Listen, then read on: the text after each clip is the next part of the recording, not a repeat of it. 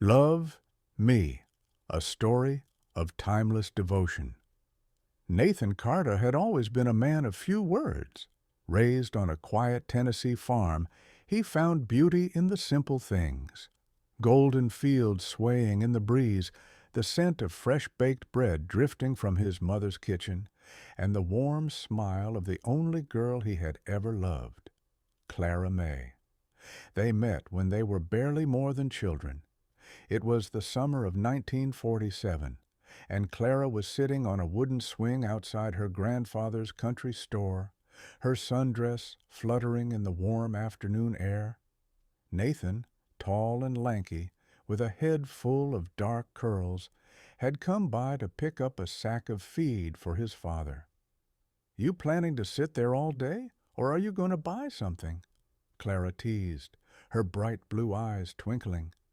Nathan had blushed furiously, fumbling for his coins. But that moment, her laughter, her teasing voice, stayed with him.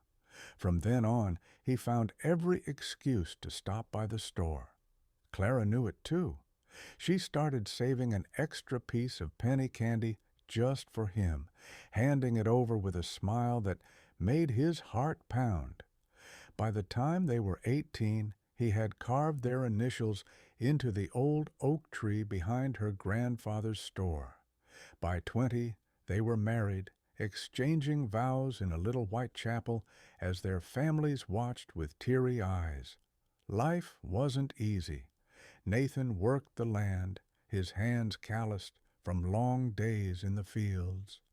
Clara took in sewing jobs, humming softly as she stitched dresses by candlelight. They dreamed of children, a house filled with laughter. But fate had other plans. The doctors told them it wasn't meant to be. Still, they had each other. Nathan loved the way Clara always smelled like lilacs. He loved the way she rested her head against his shoulder when they watched the fireflies dance in the evening sky. And Clara loved the way Nathan traced circles on the back of her hand whenever he held it, like he was memorizing the feel of her touch. Years passed, but their love never faded. One summer, Clara fell ill. The once strong woman who had always been by his side grew frail, her laughter quieter, her hands trembling in his. The doctor said she didn't have much time, but Nathan refused to believe it. He sat beside her every night, holding her close, whispering stories of their youth as if words alone could keep her here. One evening, as the cicadas hummed outside their bedroom window, Clara looked up at him with tired but knowing eyes. "If you get there before I do, don't give up on me," she whispered, her voice barely more than a breath. "I'll meet you when my chores are through. I don't know how long I'll be." Nathan swallowed past the lump in his throat. "Love, me," he murmured, pressing a kiss to her forehead. Clara smiled one last time before closing her eyes. Nathan never remarried. He lived out his days in the little farmhouse they had built together, tending the land as he always had.